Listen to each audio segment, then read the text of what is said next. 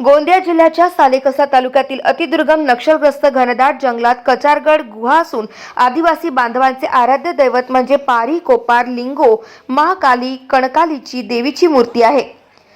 मागील 40 वर्षांपासून या ठिकाणी दरवर्षी माघ पौर्णिमेला यात्रा भरत असते। या कचारगड यात्रेला महाराष्ट्रासह इतर 18 राज्यातील आदिवासी बांधव लाखोंच्या संख्येने आपल्या कुलदेवतेची पूजा करण्यासाठी आणि दर्शन घेण्यासाठी या ठिकाणी हजेरी लावतात। अत्यंत दुर्गम आणि निसर्गाच्या सानिध्यात असलेल्या कचारगड या ठिकाणी ही यात्रा 5 दिवस चालत असते। कचारगडाच्या गुफेतूनच आदिवासी बांधवांचा उगम झाला अशी आख्यायिका असल्याचे बोलले जाते।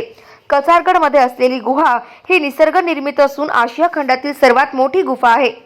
तसेच या गुहेत एकाच वेळेला जवळपास 5000 भाविक दर्शन घेऊ शकतात। तर आज आदिवासी धर्मगुरू आणि आमदार संजय पुराम यांच्या हस्ते या ठिकाणी ध्वजारोहण करण्यात आले। 14 फरवरी 2025 पर्यंत 5 दिवसाचं हे आम्ही राष्ट्रीय कोया पुण्यम कार्यक्रमाचं आयोजन केलेलं आहे। महापूजेचा कार्यक्रम आयोजित केलेला आहे आणि आजचा हा दुसरा दिवस आहे आणि उद्याचा जो दिवस आहे हा मुख्य महापूजेचा आहे आणि त्यामुळे आजच्यापेक्षा ही उद्याला जास्त गर्दी राहणार आहे। भाविकांची सुद्धा आज म्हणजे रात्रीपर्यंत आणखी संख्या वाढण्याची शक्यता आहे आणि उद्याला त्यापेक्षा आणखी जास्त संख्या राहील। किती राज्यातील जवळपास लोक या ठिकाणी येतात आपल्याकडे? या ठिकाणी आपला जो गोंड समुदाय आहे हा जवळपास 15-16 राज्यातून येतो।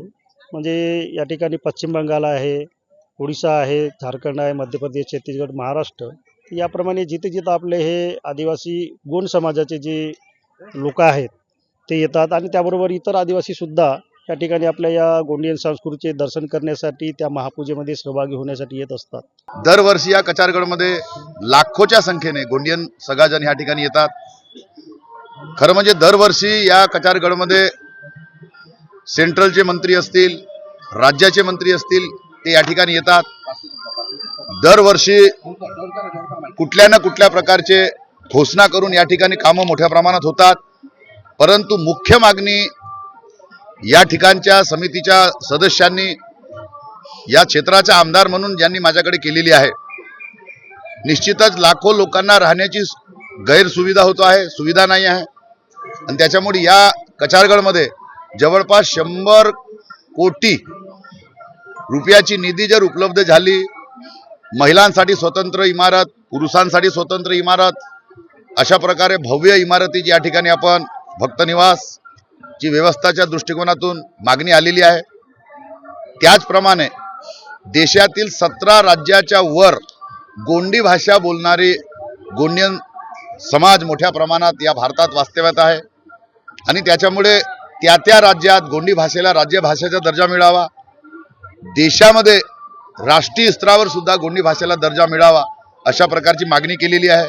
निश्चितच महाराष्ट्र राज्याचे मुख्यमंत्री आदरणीय देवेंद्रजी फडणवीस साहेब, आमचे आदिवासी मंत्री आदरणीय अशोक उईके साहेब, या देशाचे पंतप्रधान माननीय नरेंद्र मोदी साहेब आणि आमच्या देशाच्या प्रथम आदिवासी महिला राष्ट्रपती द्रौपदी मुर्मू ताई यांना आपण निवेदनाद्वारे सर्व प्रस्ताव कचारगडच्या माध्यमातून आम्ही शासनाकडे पाठवणार आहोत।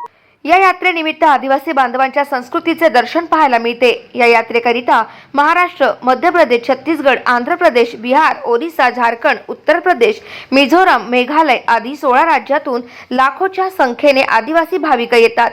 कचारगडच्या गुहेत आदिवासी बांधवांचे आराध्य दैवत म्हणजे पारी कोपार लिंगो महाकाली कंकाली मातेची मूर्ती असून आपल्या कुलदैवताचे दर्शन घेत आपल्या संस्कृतीमधील परंपरा हे कायम राखत आदिवासी बांधव मोठ्या श्रद्धेने या ठिकाणी उपस्थिती लावतात।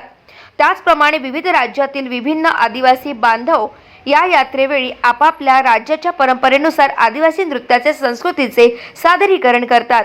त्यामुळे संस्कृतीच्या अभ्यासकांसाठी ही यात्रा एक प्रकारची पर्वणीच ठरते।